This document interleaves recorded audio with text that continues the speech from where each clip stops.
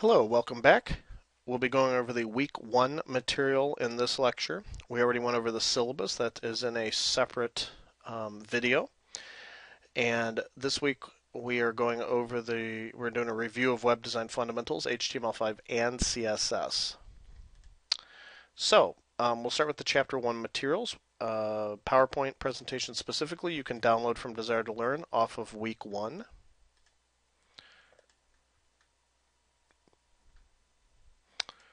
They have various objectives that you can read here, applied and the knowledge. A lot of it is review of CSS stuff and just basic web materials. So this right here is a set of components of a web application. A web application consists of the clients, which are over here, the web server specifically, and a network of some sort. In this case, it's showing the internet. In the book, they say the internet is sometimes called the cloud. It is generally drawn as a cloud. The cloud sometimes, that term has other implications, but the internet is definitely a supporting structure for the cloud. But basically, the internet is a network of networks. It is the world's largest network of networks. Sometimes you hear people talk about an internet. If they're talking about a few different networks connected together, that could be an internet. Within a building, we would say maybe it's an intranet, and then like a local area network is an intranet, maybe same building or adjacent buildings. But you also have internets, which are networks between various geographic distances, but those are lowercase I internets. When you talk about the internet, the one that supports the World Wide Web and Skype and video games and all sorts of other things you do online, that network of networks is called the internet with a capital I. Okay, just like your baloney has a first name, so does the internet. It has a capital I as the first name. So you should, in any report you're writing, if you ever reference the internet, please capitalize it. At least internet. You don't have to capitalize the, but anyway, you've got the clients over here, which consist of computing devices such as desktop computers, laptops, tablets, smartphones, etc. They access web servers through the internet. So the World Wide Web and the internet are not the same thing. The World Wide Web is a set of protocols, data, and various websites that go over the internet and are sent and received by the various clients using the internet as the infrastructure. So the internet is the physical infrastructure underneath. It does support things other than just the web, though. So the web is not the only thing that runs on the internet. Skype is a good example, or Google Hangouts and things like that. Some of that software uses web-enabled applications, but you can do FaceTime, you can play Clash of Clans, you can play Call of Duty, you can play World of Warcraft, and when you're doing those things, you're not surfing the web, but you are using the internet. So the internet supports multiple things that sit on top of it. The World Wide Web is just one of the things that runs over the internet. So terms you should be familiar with: client, web server, network, intranet, local area network, internet, wide area network, and internet service provider. So your internet service provider is the company that provides you with access to the internet. So they own a wide area network, and they connect you to the rest of the internet. Comcast is an example, Wide Open West, AT&T, well, I guess Comcast Xfinity, AT&T, Uverse, all these things are internet service providers. They provide you access to the internet. I have relatives and friends and just various people I've encountered that have a tendency to call the internet service provider their, quote, server or web server. That is not the same thing. A web server is the computer that contains the HTML files, JavaScript files, CSS files, image files, etc., other multimedia content, and sends it to you, the client who's requesting that stuff. Okay, so there could be a website sitting somewhere on the internet that has nothing to do with Comcast, but you use Comcast to access, or Xfinity to access the internet. So Comcast or Xfinity would be your internet service provider, and then the web server you're accessing at any specific point might be Google.com or Yahoo.com or Reddit or what have you. This is an example of a static web page. Static web pages, like this one, is a page that doesn't change each time it's requested. So basically, it's been coded in HTML. You'll notice that the extension here it's index.html here. This page does not change unless a developer logs in and edits it physically. So it is written in hypertext markup language, which is called HTML. It's the language used to design the web pages of an application. So it is used for the structure and content of the web page. Typically CSS will be used for the formatting of the web page to make things look a little prettier. Static web page is the HTML document. It's stored on the web server, and it doesn't change. The file names for the static web pages typically have a .htm or .html extension. When you request a static web page, the browser, which is the software sitting on the client computer. Remember, we have clients, the network, the internet, and then the web server. So they're just not showing the internet in this case. But you make an HTTP request. Your browser does. So this makes the HTTP request. The HTML files and other types of files are sitting on the web server. The HTTP response, Hypertext Transfer Protocol response with the hypertext markup language, is sent back, and then your browser takes that file, reads it, and displays data based on what it reads. So it does what's called rendering. So it renders the HTML into a web page that's displayed in the browser. So those are static web pages. The other type is a dynamic web page. Dynamic web pages is a web page that's generated by a program or script that's running on a server. So typically, we look at this right here. The web browser and the web server, just like before, but you also have application server over here. Now, these could be completely separate physical machines, but not necessarily. You might have all three of them running on the same machine. You might have two of them running on the same machine. This is just what we call logical separation. So you've got the web server, which is actually taking the request and serving back the page once it's generated, or if it's static, it just sends it back directly. But if it's a dynamic web page, the page actually gets generated. So static pages are edited or written directly by a developer, whereas dynamic pages are generated by a script. So basically, your script is the full-time working web developer that never gets tired. It's sitting there generating dynamic content, which could be very unique to a specific user. If you look back at this web page here for Amazon, if you were logged in, it would say something like "Hello John" or "Hello Bob" or "Hello Sally." That's because it's dynamically generated. Someone else can go to Amazon and it does not say "Hello John" or "Hello Sally." It doesn't tell them how, if you have a certain number of items in your cart, it's not going to be the same thing in theirs, because all of this is generated dynamically. Maybe you have a special thing with Amazon where you get a discount.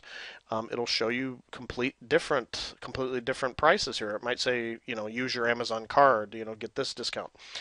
It might tell you what you've got in your card already over here, but someone else gets a completely different page, even if they're looking at the same book. So that's dynamic. They actually change. Application server is the thing with the scripts on it. Okay, so we're talking server-side scripting. There's two primary types of scripts. You've got server-side scripts and client-side scripts. In this course, we're more concerned with client-side scripting, which is things like JavaScript and stuff like that. That would take place in here if there were a bunch of different pictures of this. I could hover over different ones or click them and it would change dynamically this right here. Now that doesn't always, in most sites, doesn't take a round trip to the server to change them. It does it locally. So if I click on one picture down here, it might change this image of the book to a different image. So some of that is done locally. But server-side scripts, such as those written in PHP and ASP, Ruby on Rails, Python, things like that, those are done at this level. If they have to access data, say for a user account, or they go to a huge database of all these items like Amazon has, they have to also contact a database server. The database server sends back specific data depending on what has been requested. The application server puts the stuff together and then generates an HTML page with other dynamic stuff, and then it sends it to the web server, and then the web server sends it back to you. And this is done extremely fast in the grand scheme of things. So there are also client-side scripts, as I mentioned before, client-side processing, such as image swaps and rollovers. If you click a particular color here, let's say I want to see this in red, I click it in red, and it shows me the shirt in red. So that's an image swap. A rollover is when let's say I hover over the specific image here, it'll zoom in for me. Okay, so that's one example of a rollover we have here at landsin.com when they took the screenshot. So you just move the cursor around or click and drag it, and you're able to see details of the shirt. So that's a rollover type effect. That is done client side. That means that it does not have to contact the website again and then get another response. They're just clicking or hovering over this, and it'll take them to different locations on the shirt so they can view it. Same thing with image swap. The appropriate images were probably requested immediately when the site was requested or when a particular item was requested. You click on these and it swaps the image immediately. It doesn't make a round trip. So how does JavaScript fit into this whole architecture? Well, JavaScript is interpreted on through the web browser, which acts as the JavaScript engine. So the JavaScript code is executed in the web browser by this engine. Now, that can modify the HTML locally. So if you have, for example, a button, I click it, and then or an image, and then it changes something's color, JavaScript can do that locally once it has all the necessary files. So when you make the initial request, the web server sends back not just HTML files, but also JavaScript files and image files, whatever is necessary. So JavaScript's a scripting language, or we would specifically call it a client-side scripting language.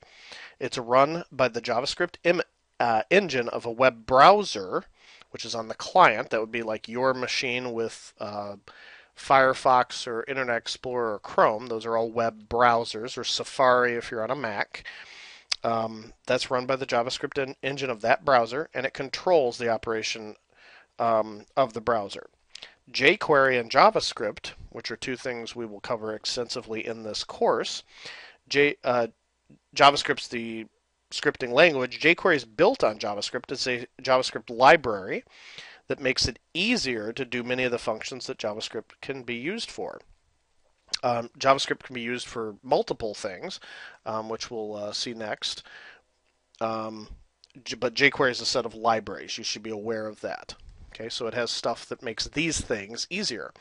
So although you could custom write some functions to do data validation, sometimes jQuery has some stuff that helps you out. So you've got data validation, image swaps and rollovers like we talked about earlier right here. Accordions, carousels, slideshows, collapsible panels, and tabs. These are all widgets, or what you would call controls, or various GUI or graphical user interface components on the websites that make the site look very dynamic and very cool. We will talk about those as we go through the course. But before you learn JavaScript and then subsequently jQuery, you need to be familiar with HTML and CSS. So you should have taken a course of some sort in HTML and with some CSS in it, or at least be familiar with what they do and some of the structure before you take this course. So if you have no idea what they do and you're very confused by what we're about to cover, then I would say definitely go back and review it. If you've never seen it before and you've never taken any kind of class like this, then you're probably going to have some problems. So this is an HTML file, index.html, in a browser after CSS has been applied to it. So CSS is another type of file in addition to HTML and JavaScript that is sent back by the web server, like we saw earlier here. So it can send back HTML, JavaScript, and CSS. CSS is not, and HTML are technically not programming languages. HTML is a markup language, which defines the content, such as the stuff that you want people to see, like please join our email list. And also structure, which sometimes has to do with where things are located. CSS is also not really considered a programming language. It is a styling language, or a cascading. It's cascading style sheets. It's a styling language to determine what the format is. So we can call it a format language as well, formatting language. So here's an example of HTML that is also using a particular cascading style sheet. So this is HTML. You've got doc type HTML at the top. If you're not familiar with what that means or what that indicates, the doc type basically tells the browser what kind of HTML is being run here. Now this might be a little confusing, but these were typically a lot longer for various XHTML types. But the newest version of HTML so far, as of this recording, is HTML5, and the way to indicate that you're using HTML5 is just to put doc type HTML. So if you put nothing else, it knows, hey, that's an HTML5. Using HTML5 for that document. Then you have the opening HTML tag, the opening and closing header tags, and inside of here you have metadata for the character set. UTF-8 just indicates that it's a particular encoding for the character set. The title, it's externally accessing here a CSS file, and also you'll notice it's externally accessing a JavaScript file, which we'll talk about in just a little bit. For the CSS file, you have link, and then you have the rel attribute and the href attribute, and after each of these you have an equals, and then in double quotes for rel you have style sheet, and then for href, which is the hypertext reference, hyperlink reference, you have email underscore list.css. This assumes that the CSS file is in the same folder or same directory as whatever this HTML file is, index.html. If it were in a subfolder, you'd put the name of the subfolder slash the name of the file. Same thing for the JavaScript. This assumes that this JavaScript file is in the same folder as this HTML file.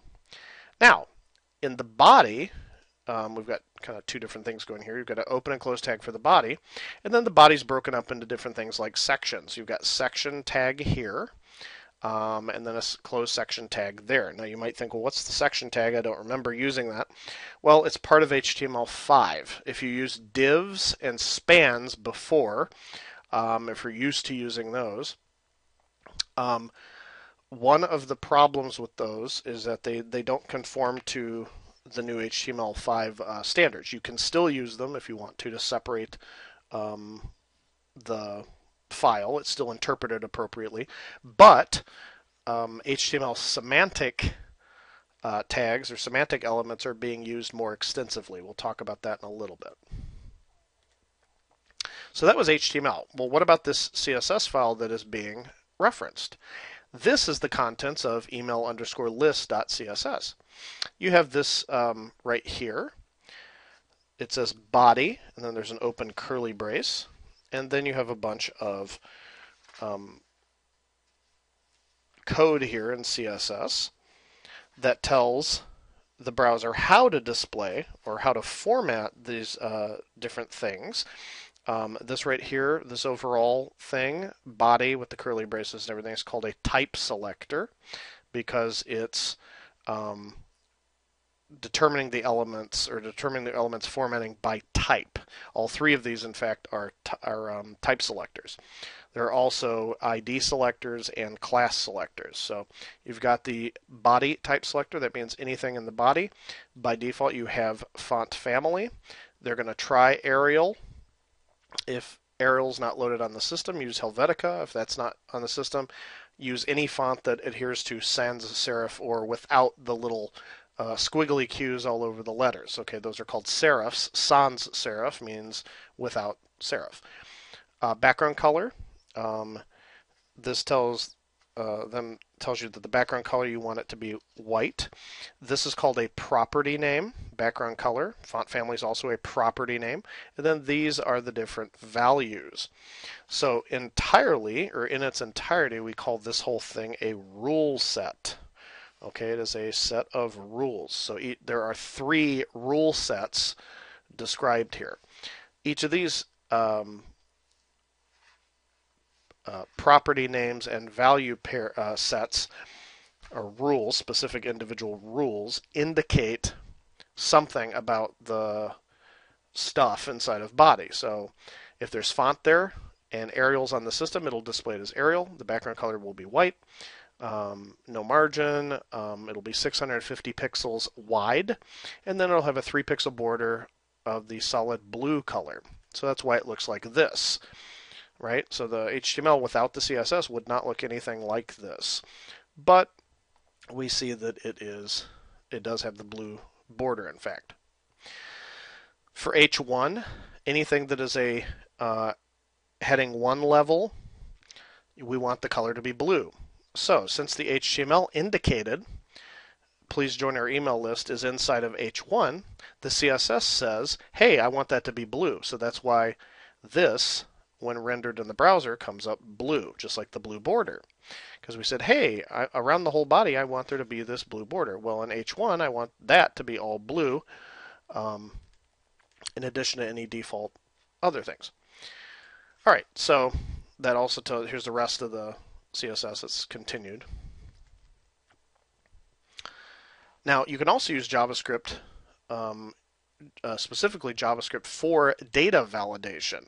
Now, data validation is the process of determining if the user has entered appropriate or correct data. So it uses this thing called email_list.js. Here's the contents.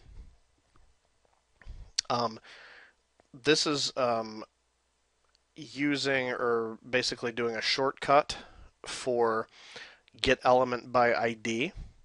You have $equals this function right here, $function, or you're just saying $, so they don't have to keep typing get element by ID. So basically this equals function, and then it takes ID as a parameter. So when you pass email_address1 as the argument, it will return document.getElementById. It will return that specific item. So for example, email address 1, since it's get element by ID, if we look at the HTML here, you see how we have ID here on this input type. ID equals email address 2, and then you have email address 1 right here is another text input. Well, this right here, the JavaScript is going to take advantage of that. So you have the email address that returns basically the element there, and that element is an input element. So the input element itself is not the text that it contains. So that's why we have to say .value. We have to access the value property. So then in JavaScript, you can say not only can you use var to make various identifiers point to functions, you can also use them to point to data. So data and functions are two of the fundamental things you have in a programming language. You sometimes hear data referred to as a data structure, or depending on how it's held in memory. And then the functions, or the sets of commands or instructions, are sometimes just called algorithms, okay, at the high level. So when you actually implement them, we typically call them functions or methods in some languages, and subroutines or procedures, but ultimately they're sets of instructions that do something. So you've got the $function, you've got the join list function. These are user-defined functions. This join list function takes no parameters, so it just gets called and does stuff. So it has two variables up here. It declares var email address 1 and then contains whatever data it gets back from email address 1, email address 2. Then it has a variable right here, var is valid equals true. This is acting as what we call a Boolean variable because it can either be true or false. It's being used in that fashion. If the email address is empty, we want to set email address 1 errors, first child node value, equal to this field is required, and then set is valid as to false. Otherwise, you set the first child node value equal to empty. And then they do something very similar for the email address. If the email addresses don't match, that's the other thing that they need too. You could do the email address 2, but I guess it's not really necessary because if they don't match, they don't match. And if email address 1 is empty, you'll get this first error. Okay. So, also, they're directly accessing here. Instead of storing it in a variable, they're just directly accessing by calling this function, $function.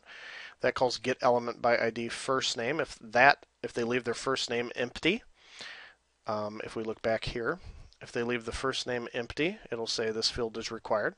They have the email address that says this entry must equal the first entry. So it's pretty cool, right? And then what we're doing here is window onload. Window onload is already provided for you. It specifically says, hey, when I load this window here, I'm setting that equal to a function here, and I'm going to call or cause when they click the join list button, I want it to equal join list, which is a function. So the onClick event here event handler will be join list. And I want the first email address to obtain the focus. So as soon as the window loads, I want to set the onClick property of the join list to join list. And then I want to set the email address to focus as the focus. Pretty cool. You should also, when dealing with JavaScript, you should be familiar with HTML5. So if you have HTML experience from some other version, you should at least become familiar with much of HTML5. These are HTML5 semantic elements. The semantic elements of HTML5 are taking the place of things like divs and spans. Those can be used when these aren't appropriate, but in general, we want to use header for the header for a page. Don't get it confused with H1.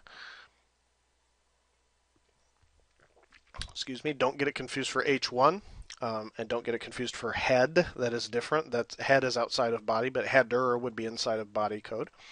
Sections are for like a generic section of a document that doesn't indicate a type of content. Article, composition like an article in a paper. Nav is the navigation section. Aside's a section of a page like a sidebar that is related to the contents, etc. And then footer and figures when there's an image table or other component that's treated as a figure. So all of these are treated differently, and here you just see a header, section, and footer. Notice they are not specifically doing any particular formatting. You can do that with the CSS that's attached, but they do divide HTML5 into logical sections. So here's HTML in a web browser. It's pretty boring, pretty simple, but that's what's shown here. Notice the and copy down here. That's a symbol to write the copy symbol.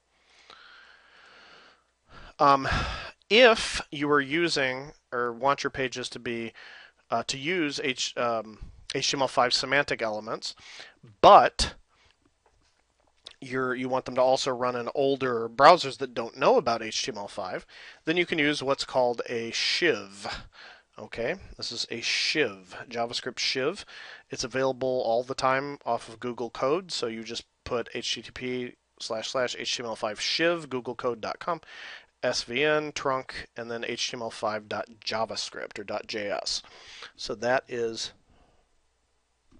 the shiv. Okay, so you should know these. Shiv or shim, same thing. Okay, so div elements are used if the other semantic elements are not appropriate. Before the semantic elements existed, div elements were used extensively, so were spans. Div elements are a block element, which means that everything inside of them are treated as blocks, whereas a span is an inline element that lets you identify text that can be formatted with CSS. So little things, usually smaller within a larger structure. So right here, for example, you might have email address error, etc. So these are basic HTML attributes. Many or commonly used HTML attributes used especially in JavaScript applications are ID and class, title, for, and name. ID and class I want to camp out just for a second. ID specifies a unique identifier for one specific element. Class specifies one or more class names that can be referred to by CSS. So class you would use if you have a bunch of different elements that should have a particular format or should be grouped in some way, whereas IDs are used for single items. Okay. So be careful with that. Different ways to provide styles. There's actually three types. There's inline styles, embedded, and external, but they talk about external and embedded. The external style sheets are applied first, and then if you override any of them, you do it with embedded styles. You can further override stuff, any of these styles, with inline styles, but they're inline styles, you add them directly to HTML tags, so they're kind of frowned upon unless you absolutely need them. It's usually not a good idea. So embedded styles, but external styles are what you're going to use most of the time because you can use them in multiple pages to keep a consistent look and feel, and then you might have maybe something you want to override on one or two specific pages, then you can use embedded styles in some ways or in some situations. So you can have more than one style. The first external sheet, let's say you have one called main and then one called speaker. Main will be applied first, and then speaker. If speaker has, for example, things that conflict with what's going on in main, speaker will take precedence because it was applied last. Okay, so basically overrides something. Okay. All right. CSS rules. This is to become familiar with more about cascading style sheets if you're not familiar already.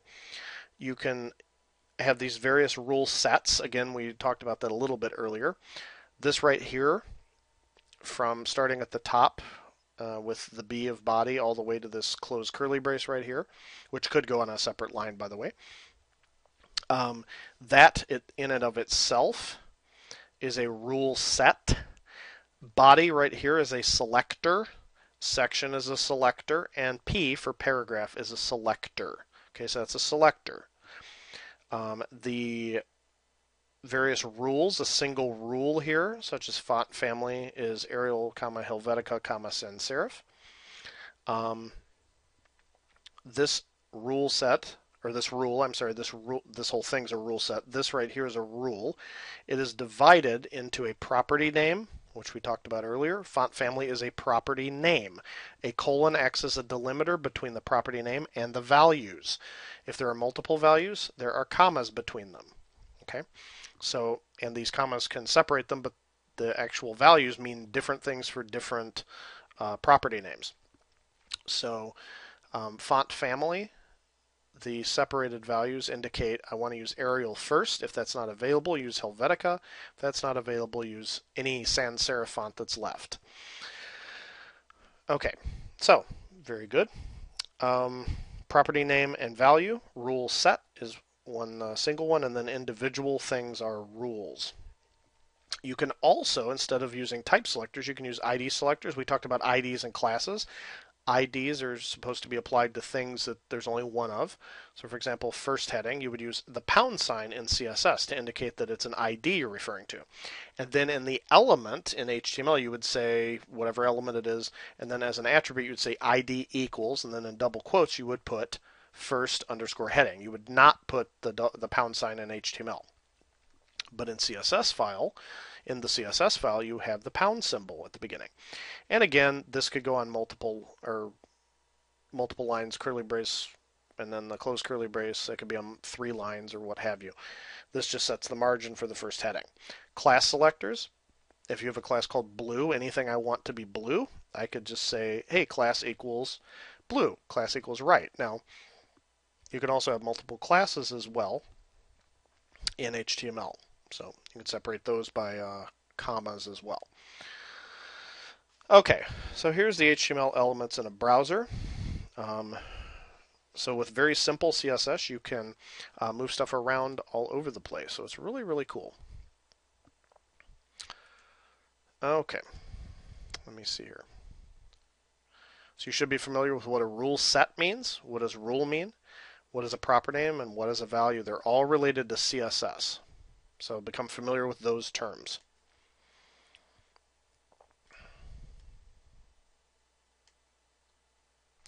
Oh, they're starting to talk about Aptana Studio, I think, right? Oh, no, not yet. Okay, we're not there yet. Getting ahead of myself, getting too excited. Okay, so 4 ways to run an HTML page. These are pretty self-explanatory. You can go to File Open or File Open File. Usually I would just find the file in Windows Explorer. Windows Explorer is this thing that looks like a folder at the bottom. You should be familiar with that. That's called Windows Explorer, whereas the E is the Internet Explorer. That's for you to explore the internet or the web specifically. The File Explorer, Windows Explorer, is the thing that helps you explore the Windows file system. So pretty straightforward. You can also use the features of your text editor or IDE. Our IDE that we'll be using in this class, Aptana Studio, will be using that extensively, and that allows us to directly run the web pages from there without having to go off into the Windows file system or use some other way to do it. Also, clicking on a link. The reason it's called the World Wide Web is because it's like a spider's web. Everything's connected. Like this link or hyperlink connects to another page, which connects to another page and other pages. So everything kind of spider webs out. That's why it's called the World Wide Web. Hyperlinks are what enable the World Wide Web. If you think about it, you may think, well, we've got search engines, but think about what happens or what comes up when you use a search engine. If I go to Google and I type horses, I want to look at information about horses, what comes up? Well, you have images, which have hyperlinks attached to them also. You can click and go to those pages, or the image directly, or it just comes up with a bunch of search results. What are the search results? Google doesn't display the full page inside of Google. It gives you a link, right? So hyperlinks are where the magic is in the World Wide Web. If you want to run an HTML page that's not locally, so these are for when they're on your own server or locally on your own computer. If they're not there, if they're on the internet or specifically the web, you enter the URL, Uniform Resource Locator, of the web into the web page into the browser's address bar. So, www.myspecialwebsite.com/whatever. If you want to go to a specific page, that's into the browser's address bar. Click on a link in the current web page to load the next web page. So, uses links as well. The components of an Hypertext Transfer Protocol Uniform Resource Locator, or if you want to, not fall asleep saying that, you just say HTTP URL or address, HTTP address on the internet or on the web more specifically. You have the protocol. This is usually, well, I guess they are saying internet because you can go to things that are not just websites on the internet as well. So, but if you want to go to a regular web page, it's HTTP. If it's a secure web page, HTTPS is another common one. FTP is file transfer. SMTP has to do with mail stuff. There's all kinds of stuff you can do. So that's called the protocol. A protocol is just a fancy word for a set of rules. So the browser knows what to do when it's HTTP, whereas if it's HTTPS, it might do something different, right? Then you have the domain name. That's the top level domain name. such as modulemedia.com, google.com, oaklandcc.edu. That is the domain name. Then you have a /. This acts as what's called the delimiter or the separator between this and the rest of the whole path. So this is a subdirectory on site of this web page or a subfolder. And then past that, you have a specific file. The files are actually what are rendered by the web browser. If you omit the protocol, http:// will be used. So notice there's 2 slashes, 2 and a colon. So this acts as a full delimiter before the domain name is specified, whereas single slashes usually are just for separating domain names and paths and file names, etc. Here's the HTML5 rating of current browsers. This means how well do these different browsers support HTML5. Now, this might be a little unfair because we've got IE 10 now and a bunch of newer versions of some of these. But the perfect score is considered 500. Chrome, I think even the newest version of Chrome does still have the best rating. Opera actually does a better job than the rest, but Chrome, you'll notice, is far beyond the others, whereas the others are kind of in sync with each other, and then you get down to IE 9, which just doesn't do very well. IE 10 is better, though. Guidelines for cross-browser compatibility.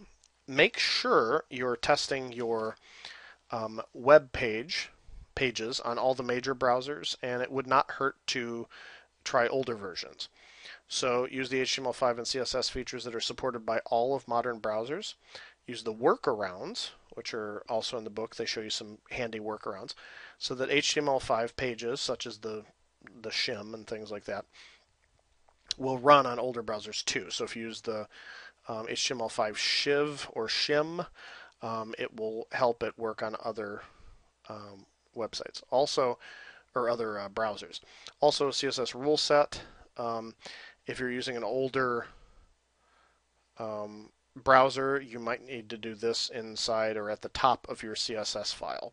So put article, comma, site. So these are the semantic elements for HTML5. Just put these at the top of your CSS, and then just put display block. So it knows to format them as block elements, because other than that, it may have no clue. It won't have any clue except for what's in here of what does that mean. I don't know how to do that. Okay.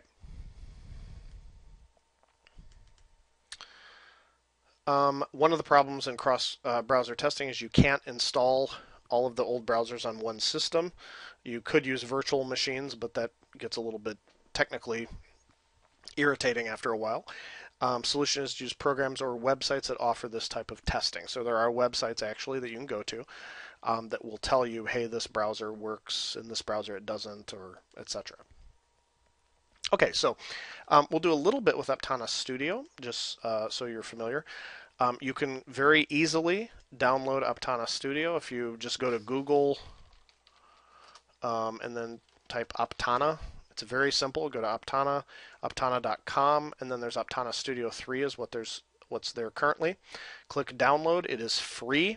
It is based on Eclipse, so the interface is somewhat similar to what you might be used to if you've used Eclipse.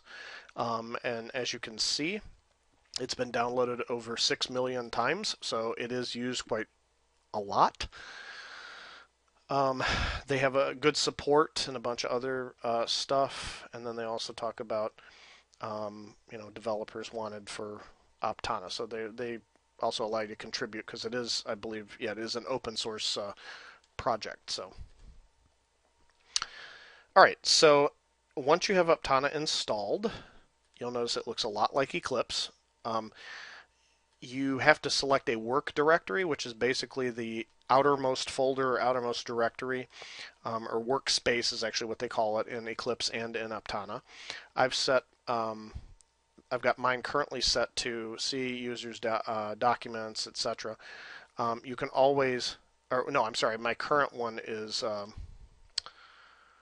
C users JPB desktop OCC, and then I go into a specific folder I called workdir underneath CIS 1440. So you should use good file management skills with this, but also keeping in mind that there's a limit on the number of characters you can have for a path name.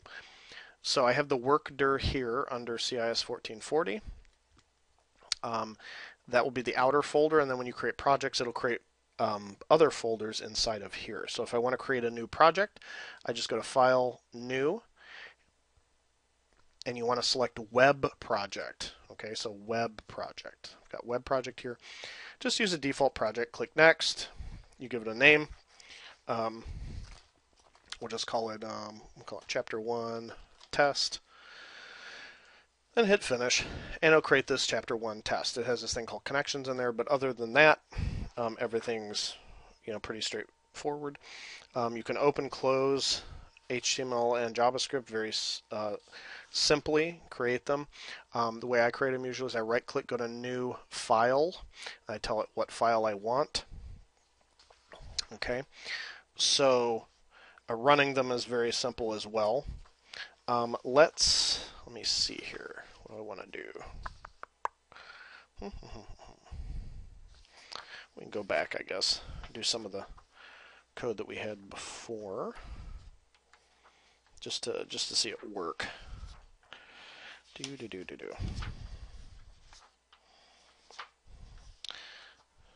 Okay. I think there was an example at the beginning that's very simple, because I kind of want you guys to go through the one at the end. I'll upload some files for that. Okay, well, we'll do it this way. Okay, let me see here. File. And I'll make the file name. I'm just going to call it index.html.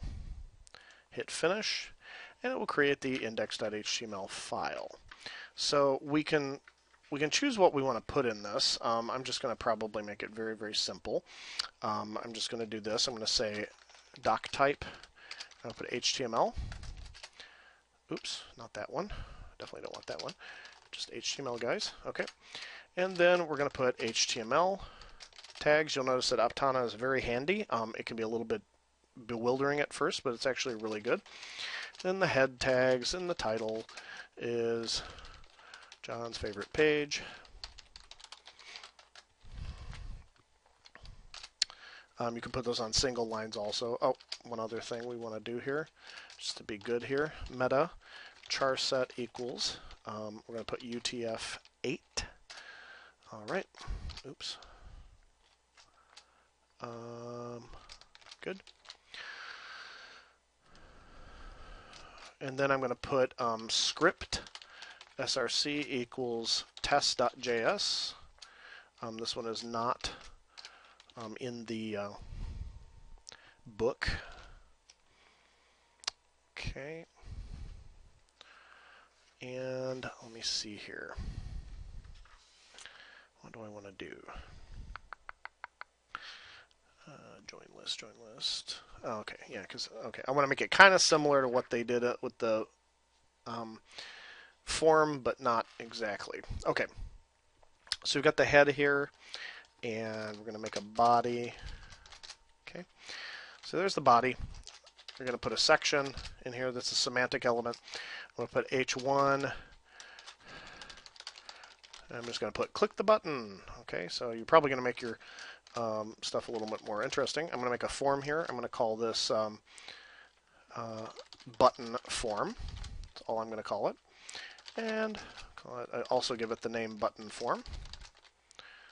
Okay, now it's going to make a form for me. All I'm going to do is put one element inside of here. It's a button. The ID is, let me see, we'll call it greeting button. Okay. And then make the value, we'll say click me. Okay. Alright, so far, if I click the run button, should open it in a browser. Right here. Oops. Yep, okay. So I can click the button until the cows come home. It's not going to do anything. because I didn't tell it to do anything. The button's just there. Okay, that's fine. Okay. So the next thing I want to do is create the JavaScript file. Well, I have test.js. It doesn't exist currently, so I have to make it. I'll make another file. I'm going to call it test.js. Now this is going to house the actual JavaScript. So I've included it at the beginning here in test.js. You can use page 17 of the current edition of the book, which is the Murex JavaScript and jQuery. So if you want to, I can create a function here, var. Let's see, what do we want to do here? Yeah, I'm going to kind of do what they did here. Function. Okay. I typically use what's called Altman or Allman style. Got it confused with Grey's Anatomy for a second there. There's a thing I prefer, Allman style, which means I put the curly brace on the next line. We're just going to return document.getElement by ID.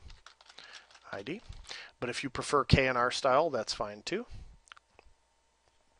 Actually, that might actually require it. Let me see. No, still angry. We'll see what happens. Okay.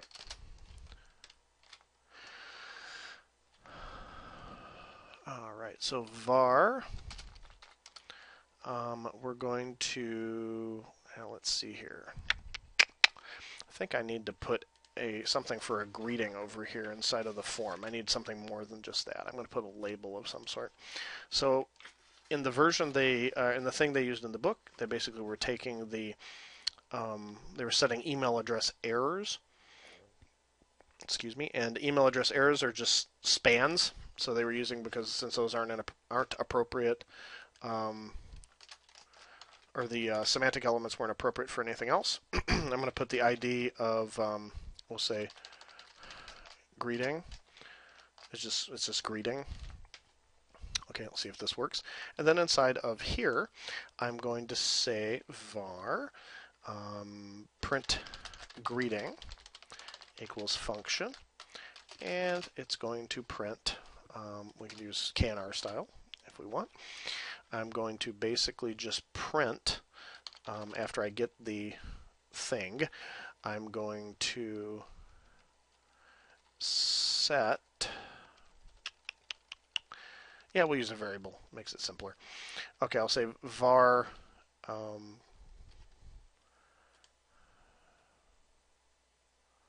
it's a span, but I want to call it something else. We'll just call it var greeting TB, or greeting text, equals, I want to use the get element by ID, and I'm going to pass it just greeting. Okay, so once I get that thing, I'm going to set the greeting text equal, or value equal to hello there. Let's see if this works. All right, and then I have to set the onload of the particular button. So we have to do this. So window.onload equals function.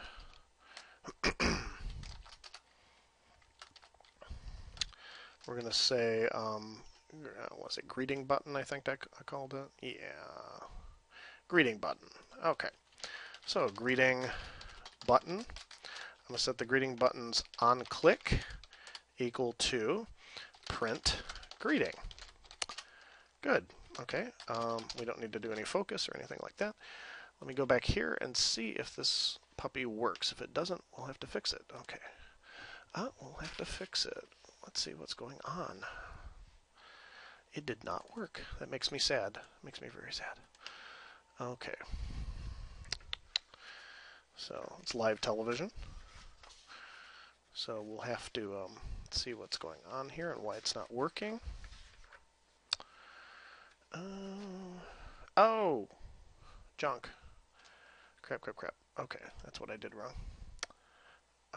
It's not just value. Sorry. It's a span, so it's a little bit different. It has first child dot node value. Okay, let's see here.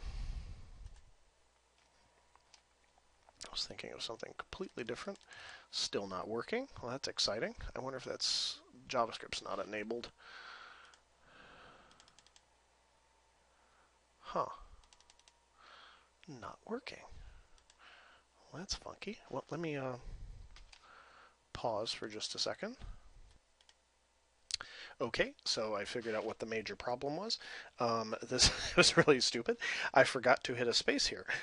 This actually does matter. If you do not put the space here in the span, or some other symbol in the book, they use a star, an asterisk. If you don't put something there, it will not create the span. It doesn't think anything's there. So it had nothing to work with. So that's why it was erroring out. So if I run it now, if I run the HTML file now, and hit click me, it will put hello there. You can just put a space too, and it's fine. But all right, so that's pretty good. See if there's anything else we're missing. Oh, Aptona's themes dialog. If you prefer to do something different with the coloring scheme, like you don't like how Aptona is set up, they have some information here, but also on page 39 in the current edition of the book, you can go under Aptona, go to Windows Preferences command. So if I go to Window Preferences command, and if I look in here, I've got things like Aptona Studio, and if I want to use different themes, for example, let me see here, hyperlink, and what theme? Okay, this is Light Studio. This is the theme right here. You can make your own and do all kinds of stuff, but if I want the overall theme to be, let's see here, Monokai, I'm going to hit Apply, and then hit OK, and you'll notice it gives you a completely different set of colors. So it's kind of sweet. Experiment with it a little bit and see what you like. They've got the Mac Classic theme. So, got some, if you're really familiar with Mac and you like Mac, you can put it under Mac. I believe they use Dreamweaver in the Dreamweaver theme in the book. But anything you like, anything you think is comfortable for you, Eclipse, but I think a Dreamweaver is what they use in the book. Yeah, that's good enough. It's close enough. All right, so there's all kinds of stuff you can experiment with this week. I would say just become familiar with the basics. If you ever go back to edit a file, all you need to do is go under Project Explorer, expand the node if you need to, and then double click it, and it will open up this way. Anytime you want to run it, you click Run. You can also go to the file system, and if you should know where you've located it. So ch1 test corresponds to ch1 test here. You've got a project file which won't show, that just has to do with Aptona Studio, so it can keep track of things. You can double click right there and it will open up. It'll say, you can say allow blocked content, because otherwise it won't run, maybe not run local JavaScript file. Click it and it will work. So it's pretty cool.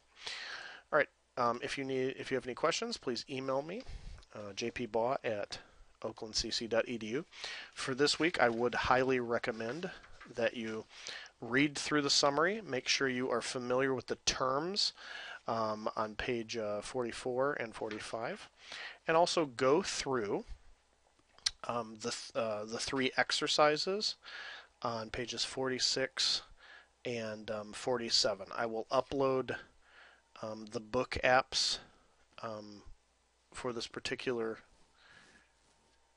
directory, or this particular set of things we're doing in this section. So you should have access to those. Also, maybe some exercises as well. So just take a look at it, become familiar with the syntax, do a little bit of experimenting on your own, and we'll be back here next week. Thanks.